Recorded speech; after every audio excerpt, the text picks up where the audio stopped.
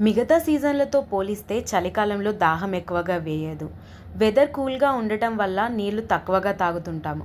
కానీ ఇది ఆరోగ్యంపై ప్రతికూల ప్రభావం చూపుతుందని నిపుణులు చెబుతున్నారు. కాబట్టి సీజన్లతో సంబంధం లేకుండా రోజులో 2-4 లీటర్ల వరకు నీరు తాగితేనే హెల్తీగా ఉంటామని నిపుణులు పేర్కొంటున్నారు.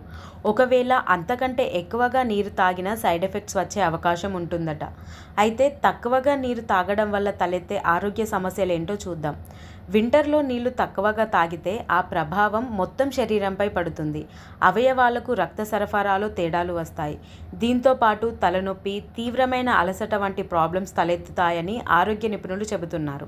అయితే దీనిని నిర్లక్ష్యం చేస్తే క్రమంగా క్రానిక్ ఫెటిగ్‌కు దారితీయవచ్చు.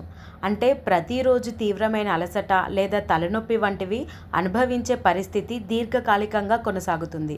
కాబట్టి దాహం వేయకపోయినా శరీరానికి సరిపడా నీళ్లు తాగాలని నిపుణులు సూచిస్తున్నారు. లేకపోతే డీహైడ్రేషన్ బారిన పడి ఇతర అనారోగ్య సమస్యలు కూడా సంభవించే అవకాశం ఉంటుంది. తగినంత నీరు తాగకపోవడం వల్ల శరీరంలో పొటాషియం, సోడియం ఎలక్ట్రోలైట్ బ్యాలెన్స్లు దెబ్బతింటుందని ఆరోగ్య నిపుణులు చెబుతున్నారు. ఈ పరిస్థితి గుండెపై ఒత్తిడిని పెంచుతుంది. హార్ట్ రేట్లో హెచ్చుతగ్గులు సంభవిస్తాయి.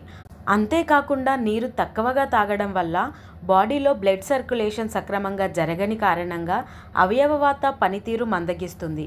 దీంతో ఇతర ఆరోగ్య సమస్యలు కూడా తలెత్తుతాయి. వింటర్లో తక్కువ నీరు తాగడం మెటబాలిజంపై నెగిటివ్ ఎఫెక్ట్ చూపిస్తుంది. దీంతో తిన్న ఆహారం వెంటనే జీర్ణం కాదు. ఫలితంగా కడుపులో ఉబ్బరం, తలనొప్పి, గ్యాస్ట్రిక్ వంటి సమస్యలు తలెత్తుతాయి. మరో ముఖ్యమైన విషయం ఏంటంటే సరిపడా నీళ్లు తాగితేనే కిడ్నీలు చురుగ్గా పనిచేస్తాయి. అవి రక్తం నుంచి వ్యర్థాలను వడబోసి యూరిన్ రూపంలో బయటకు పంపించడానికి నీరు చాలా ముఖ్యం. అలాగే నీరు తాగడం వల్ల కిడ్నీ స్టోన్ ఏర్పడే అవకాశం కూడా పెరుగుతుంది. ఎలక్ట్రోలైట్స్ తగ్గడం కారణంగా కీళ్ల నొప్పులు, చర్మ సమస్యలు వస్తాయి. కాబట్టి ప్రతిరోజు కనీసం 2-4 లీటర్ల వరకు నీటిని తాగాలని ఆరోగ్య నిపుణులు సూచిస్తున్నారు.